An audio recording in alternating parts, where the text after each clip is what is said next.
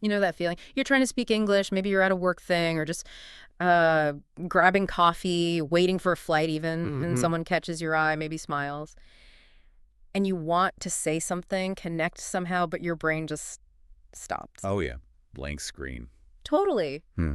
What do you even say? How do you just start talking out of nowhere? It's such a common challenge, isn't it? That hesitation, that feeling like, okay, what words do I use? What's safe to talk about? And then the silence just kind of hangs there. Ugh, yeah, and it gets more awkward by the second. It really And does. it feels like this wall, stopping you from making simple connections or just feeling okay in everyday English situations. Hmm.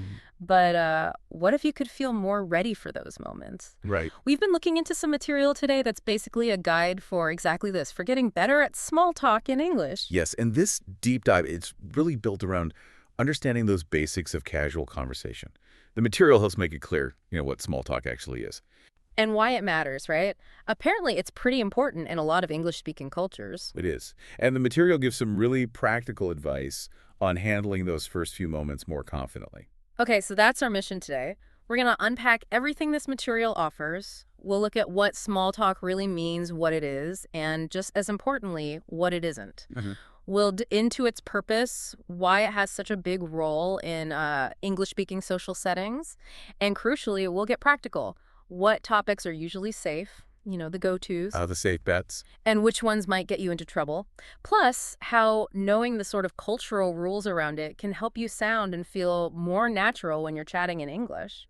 The goal really is to shift that feeling from awkwardness to, well, to confidence, or Yeah. at least comfort. Yeah, comfort's good. Because, as we'll see from the material, mastering small talk isn't just about, filling silence. It's a real skill for building connections and feeling more at ease. Okay, let's get into it then. Let's start right at the beginning. Definition. What exactly is small talk, according to this material? Well, fundamentally, it's described as light, casual conversation. The material we looked at is very clear on this. Small talk is not the place for deep, heavy, or really serious subjects. Okay, so save the existential crises for later. Probably wise. It's really focused on everyday, non-controversial kinds of things. Easy stuff. Got it. So it's about keeping things light, accessible, staying on the surface level, maybe. Pretty much. And the material emphasizes that this isn't just like random chatter either. It actually serves some really important functions in how people interact. Like, what's the point of it then? Well, one of the main things is helping people feel comfortable. You can think of it like a social lubricant, kind of easing any stiffness or potential tension in a shared space. Okay. Yeah, that makes sense. Putting people at ease, like breaking the ice before you get into anything else. Exactly. It also helps start connections, build rapport, Yeah. even if it's just a brief interaction. And maybe the biggest thing, thinking back to that awkward silence we mentioned, small talk is basically designed to stop that from happening, to fill that gap. Ah, so it's the silence breaker. The material had a good example for this, didn't it? About two strangers on a plane. It did, yeah. It paints this picture. Mm-hmm. Two people sitting next to each other before takeoff. Right. And the point it makes is they wouldn't usually just dive straight into talking about their deepest fears or, their complicated relationship history. Uh-huh. No, that would be intense and weird. Totally out of place for just sitting there waiting. Yeah. Instead, the material suggests they might say something really simple, like, looks like we might have a bit of a delay. Or maybe, wow, that turbulence is stronger than I expected. Or even just, looks like we're going to have a smooth flight today. Something super basic. Exactly. And that tiny comment, wow, looks like we're going to have a smooth flight today. Wow, it does a surprising amount of work. How so? Well, first, it acknowledges the shared situation. They're both on the same plane, Yeah. right? Same conditions. It breaks the silence, but in a really low-pressure way. It opens a little door for maybe a brief chat, no big commitment. It creates this little bubble of like comfortable connection where before there was just silence. It makes the shared space feel a bit less anonymous, Yeah, that example really shows its function, just noticing something shared, keeping it light. Okay, now, the material also talked a lot about the cultural side of this, especially in English-speaking places. Yes, this is a really key point. It's stated pretty directly that in many English-speaking cultures, small talk isn't just optional. It's actually expected. Expected, really? Like you have to do it? Well, maybe not have to, but it's presented as a standard, almost required part of starting or navigating social stuff. So if you skip it, people might notice or think it's weird. The material suggests exactly that. It says skipping the small talk and jumping right into serious topics or just business can feel a bit weird or maybe too formal. It used the example of a meeting. Oh, right. The difference between starting with, how was your weekend, versus just, okay, agenda item 1. Precisely. Imagine, like the material described, walking into a meeting room, say in the US or the UK, and just immediately saying, right, let's get down to business, without any of that preliminary chat. No, hey, how's it going? Or did you see the game last night? None of that. The material points out that doing this, skipping that little bit of small talk, could make you seem a bit too serious or even unfriendly. Ah, so it sets a tone, maybe a cold one, like you only care about the task, not the people. That seems to be the implication, yeah. It's about creating a little bit of human connection first, even if it's quick, before you dive into the main reason you're interacting. Understanding this expectation is really important, as the material stresses, for feeling more natural in these English-speaking situations. It's a big piece of the social puzzle. So it's more than just language. It's like social competence, a cultural thing. Definitely. It's like the social glue, eases things along, helps you feel part of what's going on. A conversational handshake. That's a great way to put it, yeah.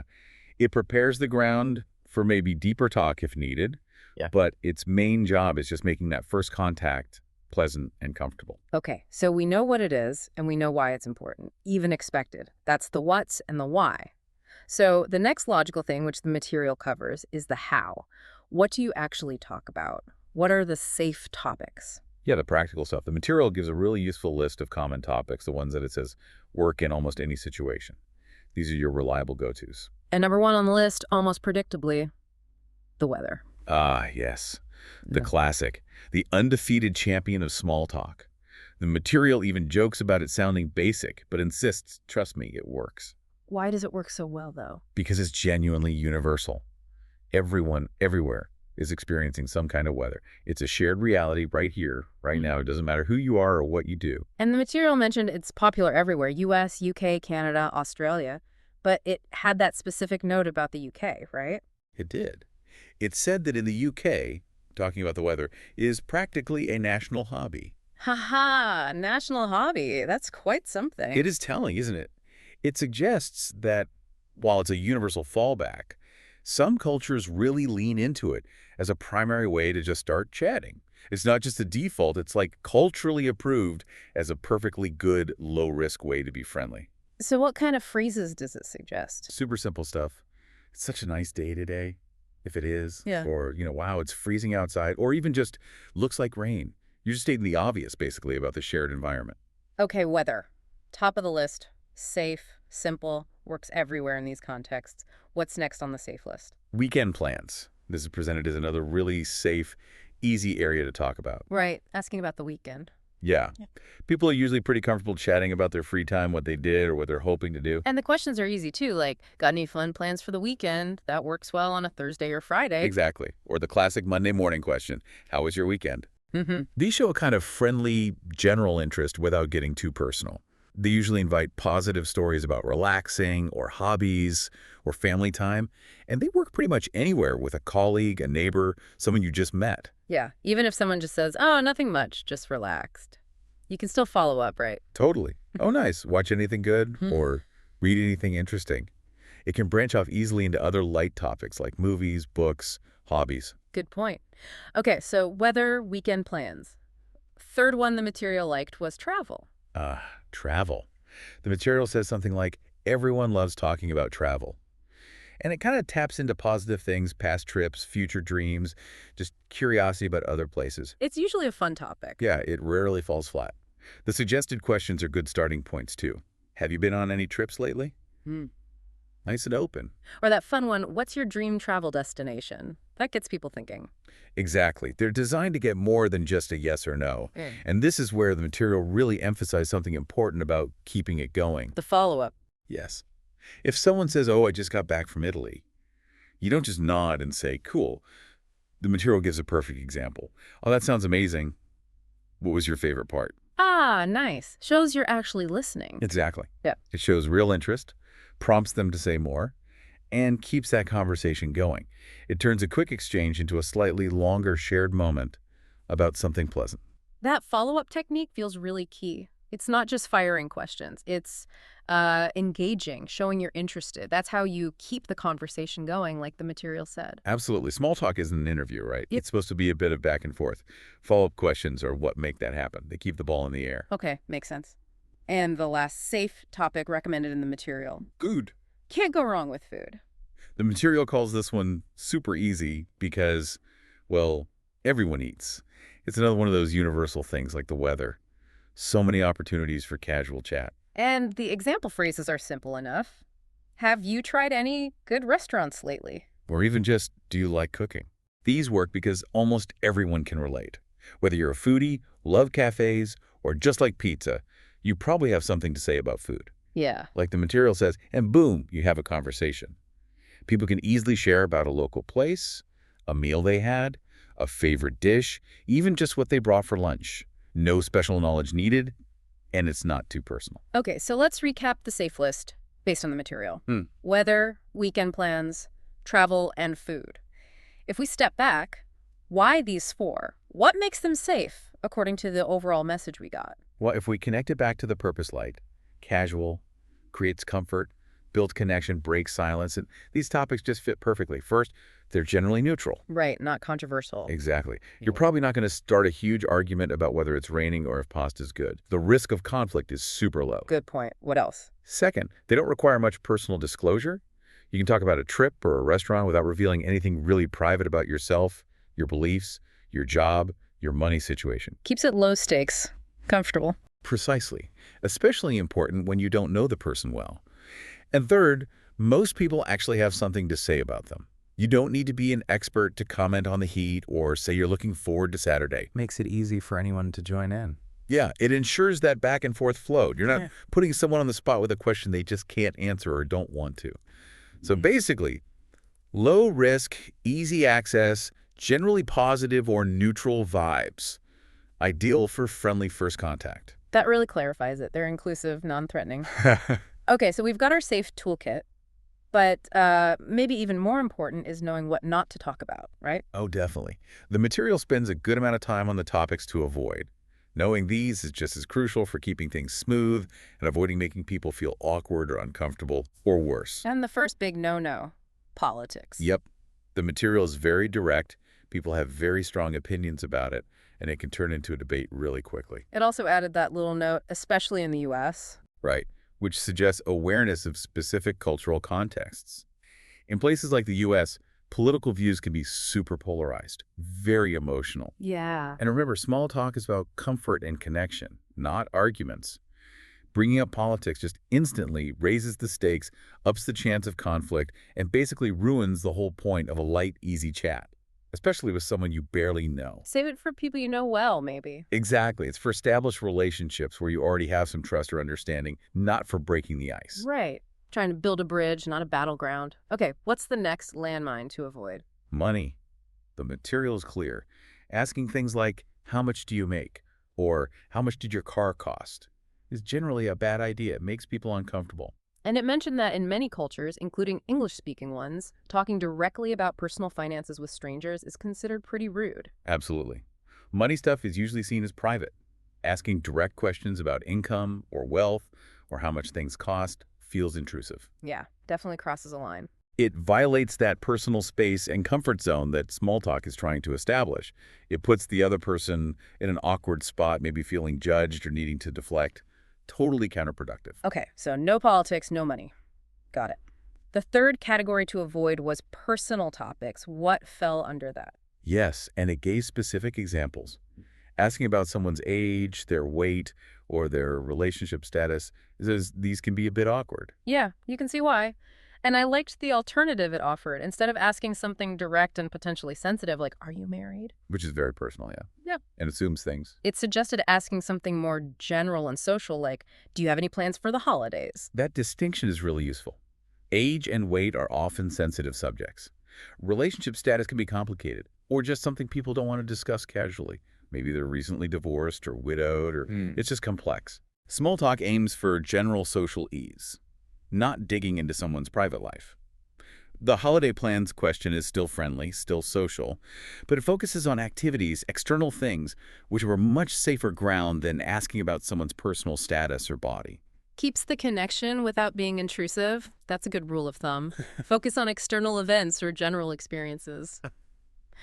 Okay, and the last type of topic to steer clear of. Negativity, just general negative topics or complaints. Yeah. The material was very clear. Starting off with, ugh, I hate my job, or this city is terrible, is not a great way to start small talk. Because the whole point is to be light and positive, right? The advice was simple. Try to keep things upbeat. Exactly. Opening with a complaint is kind of the opposite of what you're trying to do. Instead of creating comfort and making yourself seem approachable, it creates discomfort. Yeah, it can be a bit of a downer. It makes the other person feel maybe awkward or like they have to agree or offer sympathy they don't really feel. Small talk is meant to be this brief, pleasant shared moment. Launching into problems makes it heavy and maybe a bit draining. It's about sharing a little lightness, not unloading your burdens. Okay, so summing up the don'ts based on the material.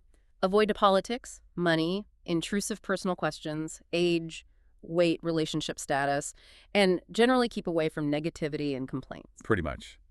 They all introduce things, conflict, intrusion, bad vibes that just don't belong in light, comfortable small talk. They undermine the whole purpose. Right, so we've covered the what, the why, the do's and don'ts of topics, but the material added another really important layer, the cultural stuff. It pointed out that it's not just what you say, but also how and where you use small talk. And that can vary a bit between different English-speaking places. This is such a valuable point. It goes beyond just the words to the actual social practice. Understanding these differences the material suggests is key to feeling more confident and natural. What's normal or expected might shift slightly, depending on whether you're, say, in London versus Los Angeles. And the material gives some concrete examples of where small talk is really common in these cultures. The workplace was a big one. Yes, it specifically mentioned that small talk is expected in many situations, at work, especially in that time before a meeting actually kicks off. And the topics used there, exactly the safe ones we talked about. Weekend, weather, maybe sports. Right, it reinforces that list, but puts it into a very common everyday context. And that point about walking into a US or UK meeting and just launching straight into the agenda without any chat first. Yeah, it said that can make you seem a bit too serious or even unfriendly. And that's a big cultural signal. In many of these workplaces, there's an expectation of that little bit of social connection before you get down to business. It's part of building rapport, team feeling. So skipping it might suggest you're not interested in the people, just the task. That seems to be the risk, yeah. It might come across as cold or purely transactional, even if you don't mean it that way. That small talk transition helps ease everyone into the meeting mindset together. Okay, workplace makes sense. What about outside of work? The material mentioned daily life examples too, like a coffee shop. It did, yeah. Illustrating those really brief but still significant interactions, like the barista asking, "How's your day going?" as they take your order. And the typical kind of response given was, pretty good, just getting some coffee before work. How about you? Exactly. It's super short, maybe just a few seconds, but it elevates that transaction beyond just ordering and paying. How so? It acknowledges the other person as a person, not just a service provider or customer. It creates a tiny moment of friendly connection, makes the whole thing feel a bit warmer, more human. Yeah, you notice the difference when it doesn't happen. Totally. That brief exchange makes the whole process smoother and more pleasant for both people. It's not essential for getting coffee, but the material suggests it's pretty essential for navigating that social interaction in a friendly, expected way. It's amazing how those tiny moments add up. The material also talked about public transport, right? Like on a bus or train. Yeah. Waiting for the bus, sitting on the train, maybe even in line at the store. You might hear people making little comments about the shared situation. What kind of comments? The examples were things like, "Busy morning today, huh? If the train's packed," or "The weather's been crazy this week," if it's been really hot or stormy. Just simple observations about what's happening around you both. Exactly. And the material made a really insightful point here. Small comments like these help people feel more connected, even with strangers. That's interesting. Connected to strangers. Yeah. It suggests that these little remarks break down some of that anonymity you feel in public spaces. They create a tiny sense of shared experience, like, hey, we're both dealing with this crowded train, or we're both noticing this weird weather. It's a micro moment of social acknowledgement. Wow. So small talk isn't just for people you know. It's also for kind of navigating public life together, making it feel less isolating. That seems to be a key function highlighted by the material, yes. These tiny interactions weave a subtle social fabric, even among strangers. And then, linking back, the material brought up the British weather obsession again here. Ah, yes, the national hobby. It underscored again how weather talk is just so common in Britain. An easy, neutral topic that can work in almost any situation. Giving those classic examples. Lovely day today, isn't it? Or the opposite, looks like it's going to rain again, often said with a certain tone. Haha, yes, depending on the reality. But those examples, plus the national hobby idea, really show how a seemingly minor topic can become this really ingrained or reliable cultural shortcut for initiating contact. So in Britain, it's more than just talking about clouds. It's like a signal. Seems so. A way of saying, hello, I'm open to a brief chat, or let's acknowledge we're sharing this space. And because British weather is so famously changeable, it provides endless material. Plus, it's totally neutral. Perfect risk-free opening. Comparing that heavy emphasis to maybe slightly different go-to topics in other places just highlights those cultural variations the material mentioned. These examples really drive home that small talk is tangled up with culture. And the material wrapped up this section saying that practicing small talk is essential if you want to sound natural in these places. Yes, and it's specifically called out to listeners who might come from cultures where chatting with strangers isn't really the norm. It clarified that in English-speaking countries, small talk is a normal and expected part of daily conversation. That feels like a really important takeaway. It might feel weird or pointless at first if it's not what you're used to, but the material is saying, look, if you want to navigate these social worlds smoothly, feel comfortable, sound natural, you kind of need to embrace this. It might require a bit of a mental shift, yeah.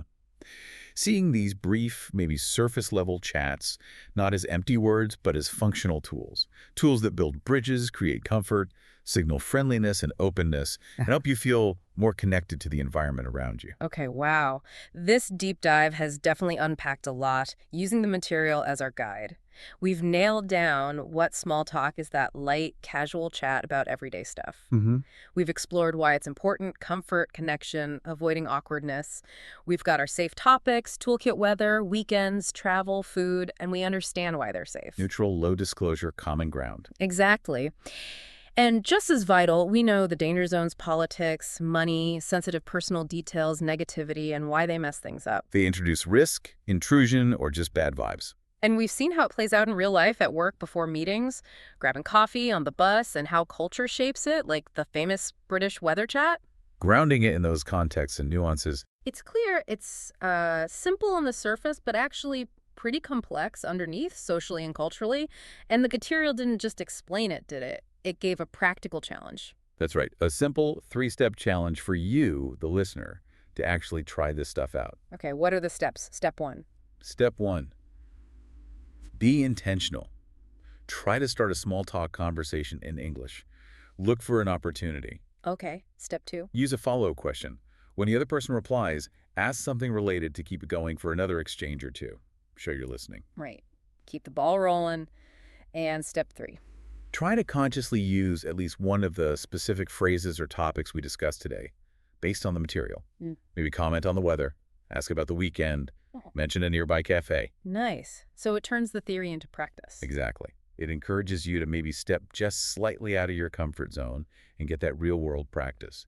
That's honestly the best way to build confidence with this. Yeah, you learn by doing. It makes it an active skill, not just something you know about. Because really, mastering small talk, as this whole deep dive has shown us from the material, it's a pretty fundamental skill for getting by in English-speaking places. Absolutely. It's key for building relationships, feeling okay in social settings, and just generally sounding and feeling more natural and confident when you're using English day to day. It smooths over those awkward gaps and opens doors to friendly interaction. So as you're going about your week, maybe think about what we've unpacked today. Notice those moments at the bus stop, in the office kitchen, waiting for class to start. Where does small talk happen around you? Become an observer. Yeah, and remember that point about how it can be slightly different even between English-speaking countries like the UK and its weather focus versus maybe the US or Canada? Those subtle cultural flavors. Right. And that brings up a final thought, something for you to chew on based on what we explored. How might those subtle differences in how small talk works, the preferred topics, the expected situations, how might those reflect deeper cultural ideas about, say, privacy or community or just communication styles in those places? That's a fascinating question. And maybe even turn it inwards. How does learning about these English small talk norms make you think about conversation in your own first language or culture? Are there similar rituals? Totally different ones. What purpose do they serve? It definitely encourages a more culturally aware look at how we all communicate. Absolutely. So take these insights from our deep dive into English small talk, maybe try out that little challenge and just keep observing, keep practicing in your own interactions. The more you do it, the easier and more natural it'll feel. Keep listening, keep learning, and yeah, definitely keep talking.